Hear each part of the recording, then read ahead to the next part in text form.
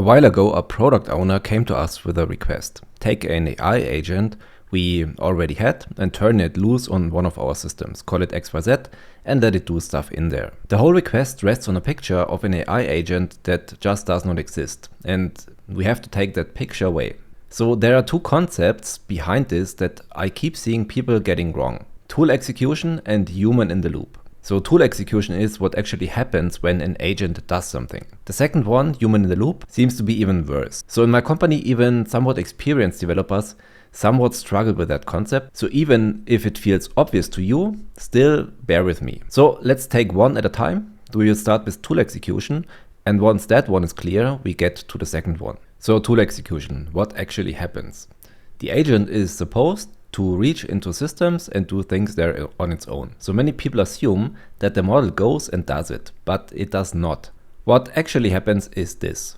You give the model a list of tools. So each tool is a description, like a name, what it is for, and what input it takes. Under the hood, a tool is just a function, a piece of your code. And the model's job is to produce an input for that function. That's all. So it reads the conversation, decides that this looks like a case for a function like transfer money, and writes out a function name and some arguments. Look at what the model did not do. So it did not move any money, it did not touch a system, it just generated tokens. What happens with it is entirely up to your code. So your function can take arguments and run the transfer. It can validate them and refuse. It can log and do nothing at all. It is your function and it can do whatever it wants with that input. So this might sound nitpicky, but it is the part that matters. So the model never executes anything. It only produces text.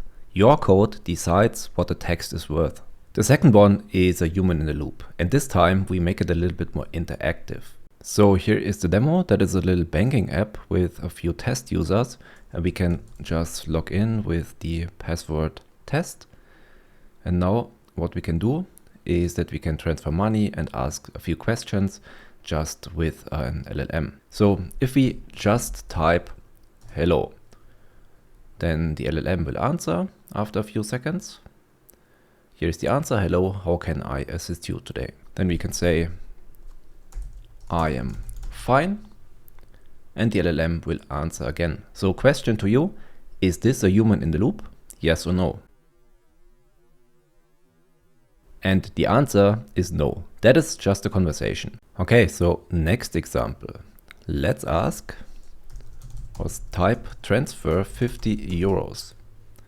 So now the LLM will detect that we want to transfer money, and under the hood the LLM will use structured output. So it sees there is something missing. So we didn't put a recipient in, just the amount that we want to transfer. Now we select someone and send the complete message to the LLM again. So is this a human in the loop?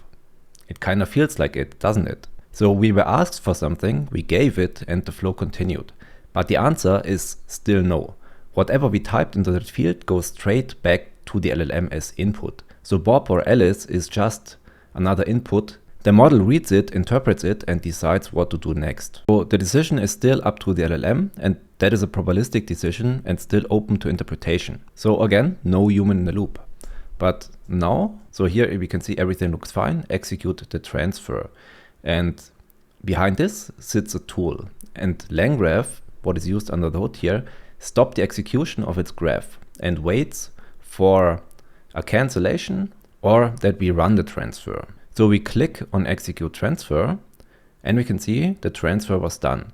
So is this a human in the loop? And the answer this time is yes. This is a human in the loop. The difference is that our yes is not interpreted as text. It didn't go back to the model to be read and weighted against probabilities. That is a boolean that our code checks. If confirmed, then it calls the function. If not, it doesn't. So it's deterministic. We are sitting in the execution path and the side effect doesn't happen unless we say it so. So in my opinion, the term human in the loop is just misleading because it's too vague. What we actually mean is narrower. So it means actually human in the loop execution review. So two things define it and both have to be true. First, it's about executing a tool, a real side effect, like moving money, a record changing, an email going out. Second, the continuation is not interpreted by the model. The go or no-go is deterministic. Your code reads the answer and either calls a function or it doesn't. The LLM is not involved in that. Take either of those two away and you are in a normal conversation where the model is still the one deciding. Keep both and you have what people actually mean when they talk about human in the loop. A hard gate in front of the moment that matters.